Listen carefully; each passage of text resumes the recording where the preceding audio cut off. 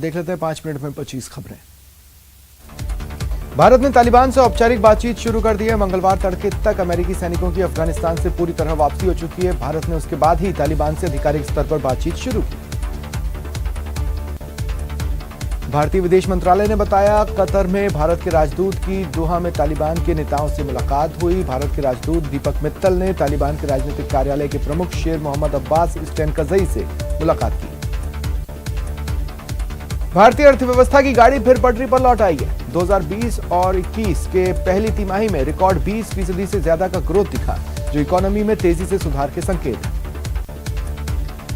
MP और UP में धर्म के आधार पर लोगों के साथ मारपीट पर सीएम गहलोत ने चिंता जताई। बीजेपी पर निशाना साधा, कहा ऐसी घटनाओं पर सरकार द्वारा कार्रवाई नहीं करने से सांप्रदायिकता को बढ़ावा मिलता है। इस पर बीजेपी प्रदेश अध्यक्ष सतीश पूनिया ने पलटवार किया। सीएम को दूसरे राज्यों की चिंता छोड़ अपने प्रदेश की चिंता करने की नसीहत दी। साथ ही कहा, कांग्रेस राज में राजस्थान अपराधिस्थान बन गया।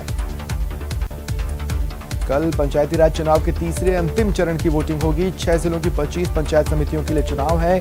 1772 उम्मीदवारों की प्रतिष्ठा दांव पर है। सुबह 7:30 बजे वोटिंग शुरू होगी। कल से फिर से स्कूल कॉलेजों में रौनक लौटेगी। 9वीं से 12वीं की क्लास शुरू होगी। कॉलेजेस खुलेंगे। कोरोना के मद्देनजर तैयारियां पूरी कर ली गई हैं। पढ़ाई के साथ साथ कोविड प्रोटोकॉल का भी ध्यान रखना होगा। शिक्षा विभाग ने पूरी तैयारियां कर ली हैं। मंत्री गोविंद सिंह डोटासरा ने कहा, स्कूलों में कोरोना गाइडलाइंस का पूरा पालन किया जाएगा। सैनिटाइजेशन के साथ साथ सोशल डिस्टेंसिंग का ख्याल रखा जाएगा। नहरों में सिंचाई पानी की मांग को लेकर हनुमानगढ़ में सिंचाई विभाग पर किसानों ने हल्ला बोला। ऑफिस का गेट कूदकर अंदर घुसे। इस दौरान पुलिस के साथ झड़प हो गई।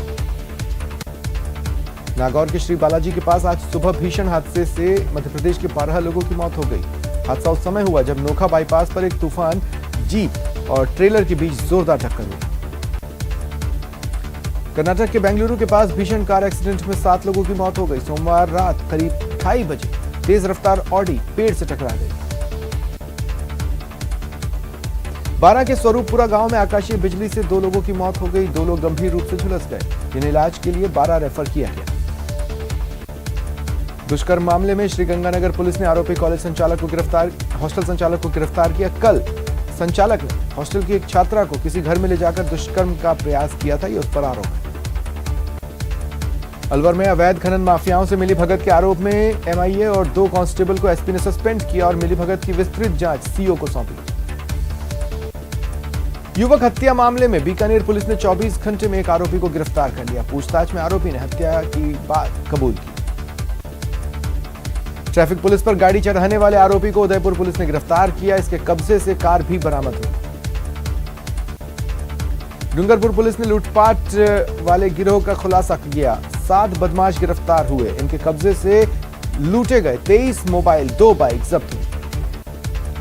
जयपुर की बगरू पुलिस ने 2 चोरों को गिरफ्तार किया। इनकी निशानदेही पर लाखों सोने चांदी के जेवरात बरामद हुए।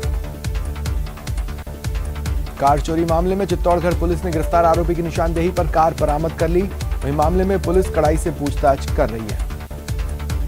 बीकानेर की नोखा पुलिस ने नशे के खिलाफ बड़ी कार्रवाई की। 11,488 लीटर शराब जब्त थाने में ही नष्ट करवाई। नोखा पुलिस ने 50 मामलों में इस्मा जब्त कीमत करीब 45 लाख मादक पदार्थों का निस्तारण किया। जयपुराइट्स के लिए राहत की खबर। जयपुर में करीब 1.5 साल में पहली बार कोरोना का एक भी केस नहीं आया है। 46 एक्टिव केसेस हैं। वडोदरा में बीते 24 घंटे में महज 2 नए कोरोना केस मिले। किसी की भी मौत नहीं हुई। एक्टिव केसेस का आंकड़ा 100 के नीचे पहुंच गया। टोक्यो पैरालंपिक में हाई जंप के एक ही इवेंट में भारत को 2 और मेडल मिले। मरियप्पन ने सिल्वर और शरद ने ब्रॉन्ज जीता। पीएम मोदी और सीएम गहलोत ने दोनों को शुभकामनाएं दी। गोल्डन गर्ल अवनी को गहलोत सरकार ने एक और सौगात दी। अवनी को बेटी बचाओ बेटी पढ़ाओ योजना का ब्रांड एम्बेसडर मनोनीत किया।